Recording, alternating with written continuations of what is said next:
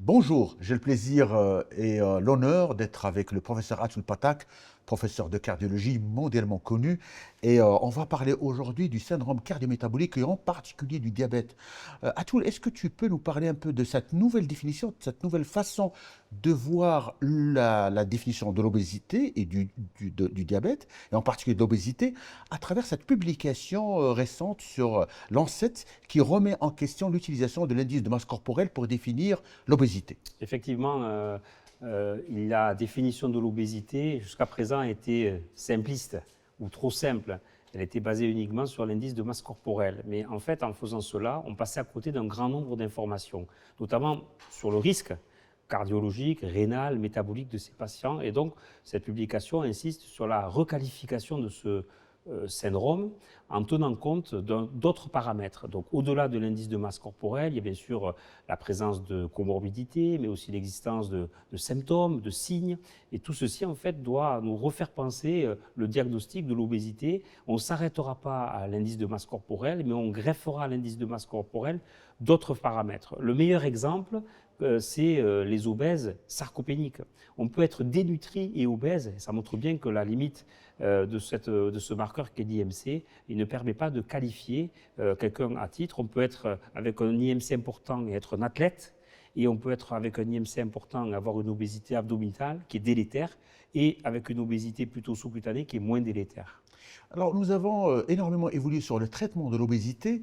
Alors, finalement, est-ce qu'on va juste baisser le poids ou on va aller au-delà en diminuant les événements cardiovasculaires, en particulier la mortalité cardiovasculaire et rénale, qui est extrêmement importante chez l'obèse? Effectivement, l'histoire du développement des médicaments dans l'obésité, elle a été émaillée d'échecs.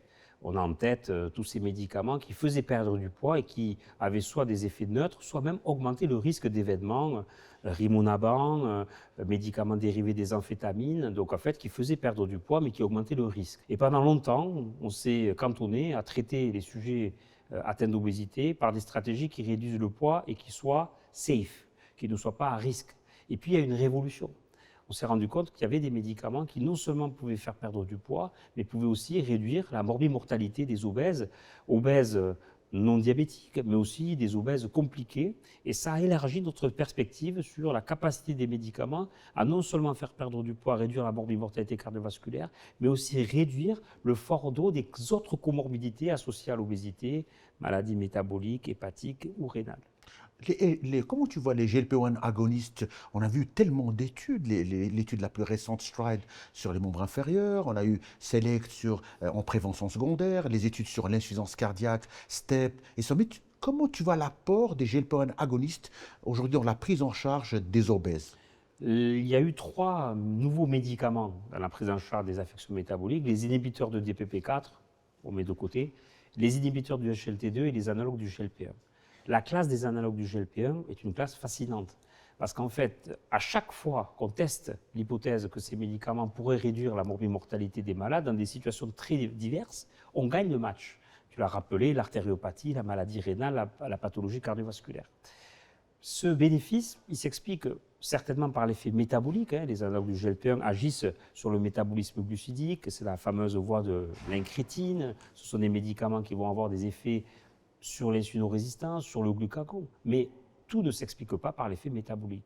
Et effectivement, au-delà, comme à l'époque des statines, ces analogues du GLP-1 ont des effets pléiotropes qui expliquent que dans chacune des situations cliniques où ils sont testés, on reste là dans le spectre cardiométabolique, mais même au-delà, ils gagnent le match. Alors, parmi les évolutions auxquelles nous avons assisté dans les années, c'est par rapport aux insuffisants rénaux chroniques et particulièrement diabétiques.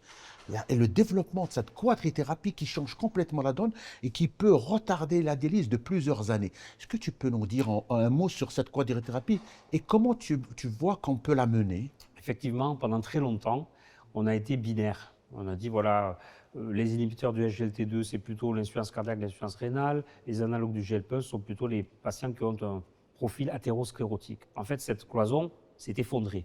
Aujourd'hui, on a des preuves dans tous les sens et les analogues du GLP-1 ont été évalués dans toutes les situations possibles et imaginables. Ce qui ressort quand même de la littérature, c'est que, in fine, la combinaison d'un analogue du GLP-1 avec un inhibiteur du SGLT2, avec un antagoniste des récepteurs aux minéralocorticoïdes de nouvelle génération, la finérénone, sur un socle ancien connu qui est le bloqueur du système rénine, ça fait gagner le match. Mais pour tout, il y a eu cette méta-analyse dans Circulation, mortalité totale, mortalité cardiovasculaire, hospitalisation pour insuffisance cardiaque, il n'y a pas une chose qui n'est pas diminuée par la trithérapie.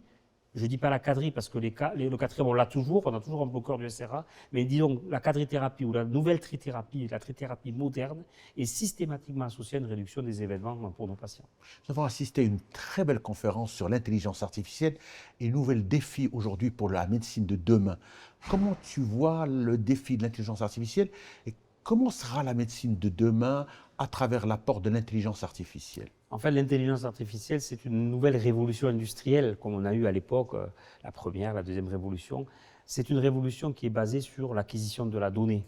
En fait, on est aujourd'hui dans une situation où on a la capacité de collecter énormément de data. C'est une révolution qui s'appuie sur l'analyse de la data et son organisation, et puis ensuite de son usage.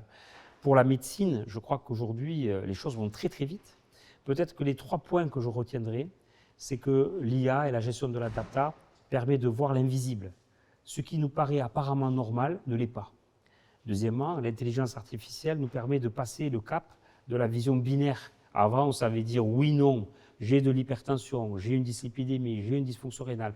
L'IA permet d'avoir une approche multiparamétrique. On peut analyser en une seule fois 10, 15, 20, 30, 50, 100 paramètres.